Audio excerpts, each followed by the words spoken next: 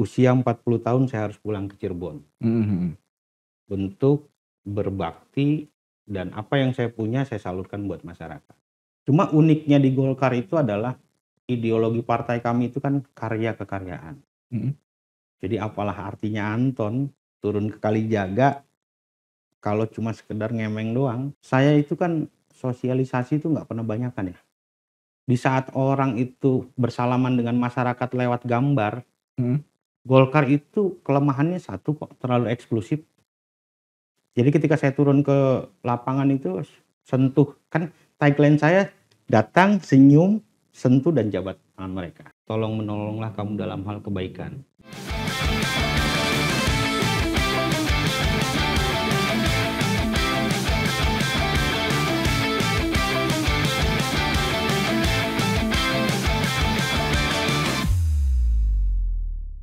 Tahapan pemilu 2024 sudah cukup panjang ya perjalanannya, terutama di daerah-daerah dan juga di kancah nasional. Ini hari ke-24 kalau nggak salah ya, di kampanye sekarang juga ya. Dan kalau kita lihat fenomena tahunan ini, tahun pemilu ini ya, istilahnya banyak sekali nih wajah-wajah baru. Ya wajah-wajah lama juga sebenarnya ada ya. Salah satunya yang sudah hadir di dialog pemilu ini ada Bang Anton Rubianto. Siap. Selamat datang Bang Anton. Siap. Ini salah satu orang yang mungkin juga baru ketemu ya Bang ya. Kita Baru tapi ketemu. sering kita berkolaborasi lah ya gitu ya. Kita sering diundang beliau juga gitu ya dalam aktivitas dan kegiatannya. Tapi secara background apa sih Bang sebenarnya Bang Anton tuh? Saya background pengusaha. Oh usaha gitu ya. Di bidang apa sebenarnya? Konstruksi, kontraktor. Oh di kontraktor. Kontraktor. Tahun berapa itu? Mulai itu 2010. 2010. Setelah resign dari perbankan. Oke, baru memulai itu ya. Mulai. Sampai sekarang masih. Alhamdulillah, cuman sekarang lebih ke fokusnya di pengadaan. Oke. Karena konstruksinya lagi liur. Lagi liur, tapi tetap jalan ya usahanya ya. Alhamdulillah. Nah ini jadi hal yang menyentil nih Bang Anton. Kenapa terpanggil Bang? Apa karena usahanya lagi itu pas siapa tahu gitu. Ya kan? Saya nggak tahu nih gitu Bang, barangkali atau memang ada sesuatu karena dari mana nih aslinya? Cirebon. Wilayah Kalijaga, Akamsi kita di sana. Anak kampung situ ya. Nah, situ. kenapa? Maksudnya apakah memang terpanggil kah sebagai seorang untuk bisa mencalonkan gitu ya? Caleg ya? Caleg di DPRD kota. Apa Bang alasannya? Jadi kalau flashback ke belakang, saya punya proper tujuan hidup. Oke. Salah satunya tujuan hidup yang terakhir adalah tolong menolonglah kamu dalam hal kebaikan. Oke. Jadi 40 tahun batas usia saya setelah saya keluar kota, belajar kemana, keliling seluruh Indonesia, usia 40 tahun saya harus pulang ke Cirebon. Untuk berbakti dan apa yang saya punya saya salurkan buat masyarakat. Awalnya sih nggak ada niatan mau nyalek ya, hanya aktif di partai politik. Oh berarti sempat aktif juga ya? Sempat ikut? Iya, sempat aktif karena kan background juga dari HIPMI, dari Kadin, di Ormas juga di Pemuda Pancasila. Cuman pada saat itu banyak yang ngedorong untuk terjun ke politik. Singkat cerita karena background kita ini dari pengusaha, saya pilihlah partai Golkar. Nah, begitu pulang ke Cirebon bagian selatan tuh luar biasa. Luar biasa terpuruknya. Sampai ada stigma bahwa kita ini orang Cirebon, bukan. Itu ya agasunya ya? Iya. Jadi dinding pembatas tempat pembuangan akhir itu sampah. Iya. Kesana tuh mereka punya mindset bahwa kita ini kota Cirebon, bukan. Padahal di situ itu ada sekitar 6 RW dengan kapasitas penduduk yang luar biasa. Nah, balik lagi ke tujuan hidup, ternyata falsafah orang Cirebon itu menganut kepada Sunan Gunung Jati, isun titip tajuk lan fakir miskin. Tajuk secara harfiah memang tempat ibadah. Tapi setelah di breakdown secara detail saya pelajari, ternyata tajuk itu adalah sarana dan prasarana. Memaknainya seperti itu ya? Iya, Oke. versi saya setelah coba pelajari. Nah, fakir miskin, konteksnya fakir miskin di sini bukan miskin dalam hal materi, miskin informasi. Akhirnya saya kerucutkan bahwa fakir miskin ini adalah sumber dayanya. Oke.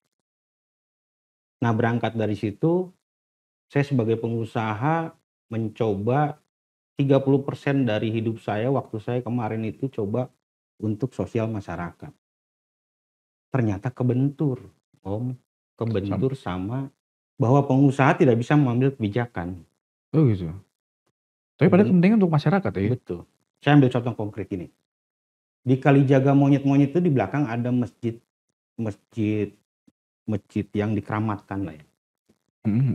Dulu petilasannya Sunan Kalijaga. Di belakangnya itu luar biasa sampah. Oke. Di saat di daerah lain itu tempat-tempat sakral itu dijadikan wisata religi, di kita di belakangnya jadiin tempat pembuangan sampah. Oke. Jadi ini memang realitas yang ada di Kalijaga, bukan katanya, bukan cenah. Dan itu masih sampai sekarang? Masih. Dijadikan lahan pembuangan? Pelan-pelan sekarang sudah mulai diberesin sama DLH. Oke. Nah, ketika saya debat masalah itu, ternyata kebijakan kan ada di Satuan Kerja DLH. Saya pikir lagi, oh ternyata kalau masih jadi pengusaha aja itu nggak bisa kita ngambil kebijakan buat masyarakat. Mesti jadi penguasa. Ya. Penguasanya dalam tanda kutip ya. Nah, saya coba sharing dengan beberapa kawan, kenapa enggak maju untuk melangkah. Sampah salah satu isu yang dari beberapa puluh isu yang ada di Kalijaga dan Argasunyi. Karena uniknya masyarakat, uniknya dapil saya sekarang itu kan hanya 2 kelurahan ya. 2 kelurahan dengan kapasitas DPT-nya yang luar biasa. Nah, balik lagi. Di Golkar, saya mulai berpolitik tahun kemarin. Kota Cirebon dengan hanya populasi yang sedikit, saya coba langsung berkarir di DPP. Alhamdulillah saya... Sorry, tahun berapa Bang itu? Masuk ke situ tuh DPP? Tahun kemarin. Oh berarti baru-baru ini? Baru tahun kemarin. Okay. Jadi resmi saya ber-KTA Golkar itu tahun kemarin. Nah, kalau saya memang diajarin sama orang tua, mun erek nyemplung kayak jangan kagok gitu. Kalau melangkahnya enggak sih. Kagok edan gitu ya, kagok edannya. Akhirnya saya coba ikut namanya Sekolah Pemerintahan Kebijakan Publik yang ada dari Partai Golkar, yaitu namanya Golkar Institute. Oke. Dan alhamdulillah saya terpilih salah satu dari 33 under 40 ya, under 40 tahun yang mendapatkan beasiswa untuk bisa sekolah dan dibina, dididik oleh Partai Golkar. Basically setara dengan S1-nya FISIP, ilmu politik. Di situ mulai nih kebuka pola pikir bahwa ternyata politik itu baik. Politik itu baik dan benar. Ketika menjalankannya baik dan benar. Juga ya. Iya. Ayo jalan kena rusuh mah gitu ya. Iya. Di situ sampai terakhir itu kita bikin studi kelayakan seorang Anton ketika dimajukan ke dapil tuh dia bisa menang atau enggak. Oh, jadi, ada ininya, formulasinya gitu maksudnya. Konteks kita lulus atau enggak di Golkar Institute dan dapat sertifikasi dari Pak Erlangga Hartarto itu, kita membuat studi kelayakan tentang pencalonan saya di dapil itu real. Jadi datanya itu data real semua dan dipresentasikan dan dinilai. Dan hasilnya apa? Lulus. Oke. Tapi subjektif gak sih kalau kayak gitu tuh? Maksudnya apa memang aspek-aspek tertentu saja secara internal atau apa enggak? Jadi ternyata Golkar itu kan partai besar ya. Dengan fenomena Golkar yang luar biasa puluhan tahun ke belakang. Taruh aja kita misalkan, populasi DPT, kita angkanya sekian, dikritik. Nggak segitu, Ton. Mereka punya angka real. Iya, oke. Punya angka real semua. Nah, jadi dari beberapa isu yang kita kedepankan pada saat itu, kamu turun ke daerah, maju, fight di sana. Nah, cuma uniknya di Golkar itu adalah ideologi partai kami itu kan karya kekaryaan. Jadi apalah artinya Anton turun ke Kalijaga kalau cuma sekedar ngemeng doang. Jadi saya coba merubah wajah politik lama ke politik yang baru yang lebih segar. Segar itu dalam tanda kutip konkret. Apa sih tupoksinya dari anggota legislatif kan cuma 3 ya. Berarti aktif ya? Bergerak di lapangan ini nggak hanya ini aktif ya? Aktif. Tadi dapat informasi nih, kita punya intelijen juga kita, Bang. Kita ada dialog intelijen ini bukan? Luar biasa. Ada kita ya? Saya pikir Polda aja yang punya itu.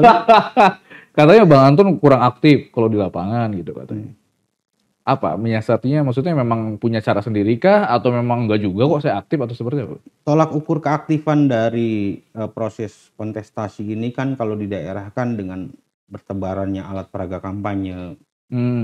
Jadi saya mencoba dengan caranya ya. Jadi masing-masing punya cara mungkin. Masing-masing punya cara. Oke. Jadi ketika di Golkar Institute saya dapat prestasi menjadi kelompok terbaik pada saat itu se-Indonesia, dan di Golkar tuh ada Cirebon ya.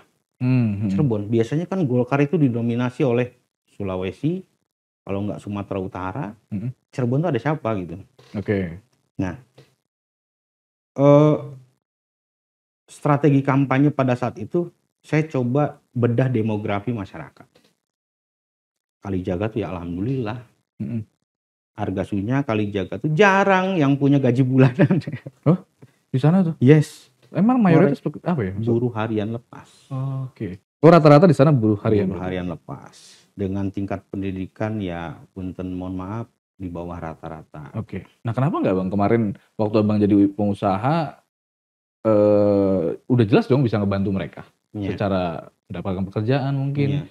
Tapi kenapa sampai akhirnya benar-benar harus nih terpanggil dan sebagainya? Apa ngerasa pada saat posisi kemarin pengusaha itu emang benar nggak bisa apa-apa? Ya, gitu loh. Jadi saya pernah nangis tuh ketika membagikan mau lebarannya apa namanya tuh? Apa sih bingkisan model parselnya? Parselnya 250 parsel. Oke. Itu internal perusahaan saya dulu namanya Nis Pratama. 250 orang, saya hanya bisa menyalurkan sesuatu. Sekupnya internal perusahaan. Nah, kalau di politik kan beda. Kebijakan salah satu tupoksi anggota dewan itu adalah membuat peraturan daerah atau undang-undang yang nantinya akan menjadi kemaslahatan buat publik. Jadi sekupnya kalau kemarin masih gini, ini masih gini. Terus sarana prasarana Kalijaga tuh luar biasa Om. Sedih lah Om. Bahkan saya pernah di Argasunya, saya itu kan sosialisasi itu nggak pernah banyakan ya. Di saat orang itu bersalaman dengan masyarakat lewat gambar, Golkar itu kelemahannya satu kok, terlalu eksklusif. Jadi ketika saya turun ke lapangan itu sentuh, kan tagline saya datang, senyum, sentuh dan jabat tangan mereka, dengarkan mereka. Saya coba, saya pernah malam-malam jam 1:30, jam 11 malam dipanggil sama pengurus RW di Argasunya pada saat itu. Nangis Om. Jangankan dia yang nangis, saya aja nangis datang ke sana naik motor, gelap Om. Oke, masih ada yang gelap? Gelap gulita Om. Iya. Panton, kalau kampanye mau dikumpulin nggak katanya orang? Saya nggak perlu banyak orang. Kita bikin konsep gini, apa yang bisa saya lakukan di sini? Ya kalau saya sih punya tagline Kalijaga Argasunya tanpa incumbent. Kenapa? Tapi dasarnya itu adalah ketika kalian banjir, saya banjir. Ya Argasunya karena kiriman gitu ya jatuhnya? Atau gimana? Jadi air dari Kuningan cuma lewat doang. Dari sini ngalir, tempat pembuangan. Iya. Wah, Dan ini jadi masalah setiap musim hujan ini. Dan bukan 5-6 tahun, enggak 10 tahun atau. Artinya kan tidak ada kepedulian. Makanya waktu saya bilang gini, kenapa sih Pak kok di sini kok infrastrukturnya nggak ada? Nggak tahu Pak. Pengurus aja dia nggak tahu. Itulah balik lagi fakir miskin. Pengetahuan tentang bagaimana caranya untuk melakukan sesuatu. Saya coba nih, gladi resik jadi anggota dewan. Cobalah ke Disub kan, bidang PJU. Anggaran ton. Dan di situ tuh saya sampai miris itu nganterin mayat ya, meninggal tuh. Kepleset karena poek. Nah, sampai pada akhirnya memutuskan nggak ada anggarannya. Ya udah. Kita coba pasang PJU itu hampir 1 kilometer pada saat itu. Dari mana? Anggaran dari? Sendiri. Pribadi. Oke. Balik lagi karya kekaryaan. Iya. Jadi kudu loba gambar, lobakeun karya. Action ya. Action. Act of service nih biasa berarti Bang Anton nih. Iya. Oke. Kenapa Argasunya berarti kalau kayak gitu? DPRD itu kan kita teruntut dari artinya dulu. Dewan Perwakilan Rakyat Daerah. Oke. Masyarakat setempat yang menjadi wakil untuk daerahnya sendiri. Karena secara basically orang yang memiliki kepedulian terhadap daerah sendiri itu ya wong dewek. Karena saya gini, saya orang yang taktis lah. Jadi berpikirnya jangan ngawangkong kemana-mana gitu ya. Jalan di kebun pelok besinya pada nongol. Kalau kata omnya itu, teh jalan atau cor-coran cenah. Iya. Nggak pada melek. Kembali lagi mewakili daerahnya sendiri. Dan yang paling dasar adalah kenapa saya di usia 40 tahun bikin dream book ya pada saat itu, pulang ke daerah menjadi raja kecil, bahwa jangan jadikan dewan itu sebagai profesi. Karena di politik itu bukan tempat untuk mencari uang. Bahaya kalau politik cari uang ya, dolanannya ya reses bae. Tapi emang menarik ini. Kalau dari statementnya Abang nih, saya melihatnya Abang benar-benar belanja masalah ya. Maksudnya tahu data juga sampai menyebut beberapa pihak terkait ya yang relate lah, gitu, terhubung gitu. Ini ada keseriusan lah dalam mencari masalah gitu.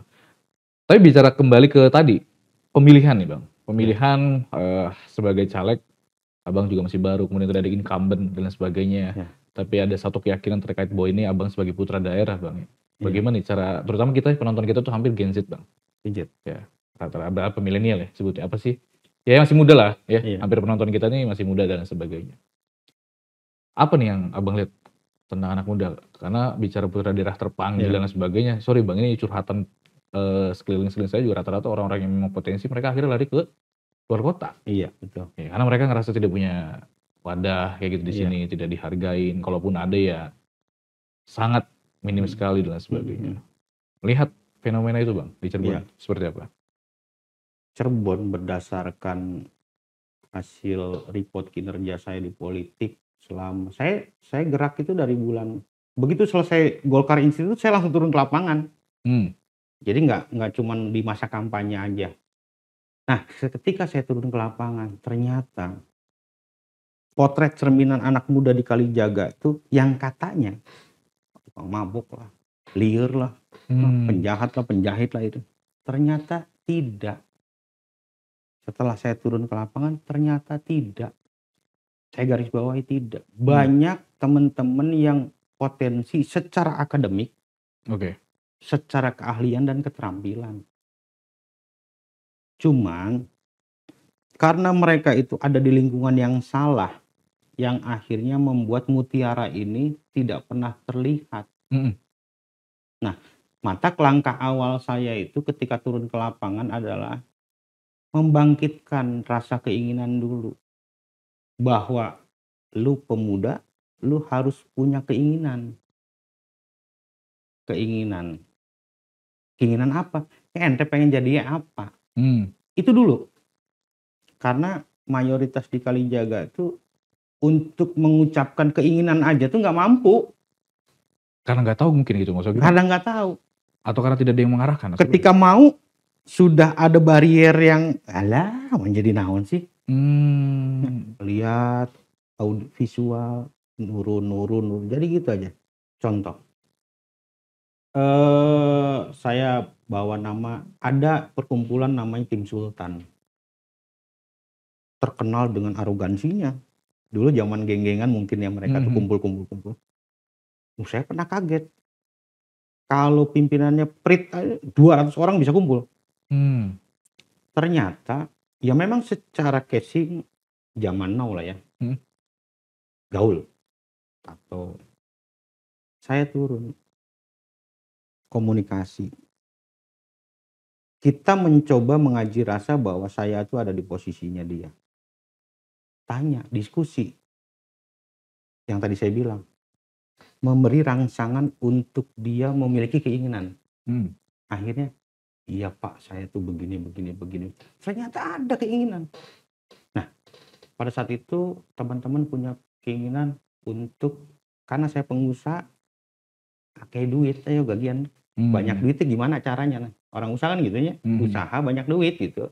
Biar nanti pas nyoblos tuh nggak disogok 100. Kan gitu. Akhirnya punya keinginan untuk ternak entog. Nah, salah satu kelemahan di daerah itu adalah tertib administrasi. Saya pernah diajari dosen saya gini, money coming from idea. Lu nggak punya uang tapi lu punya ide. Tinggal disatukan aja. Cuman buatlah kemasan yang baik dan semenarik mungkin. Pada saat itu saya coba akurkan penerapan bahwa money coming from idea. Saya giring, saya dampingi untuk membuat namanya studi kelayakan bisnis. Meskipun manajemennya internal perusahaan saya sendiri, saya coba lu presentasiin hasil yang lu buat. Singkat cerita, clean and clear, dan jalan. Loh, saya kaget loh.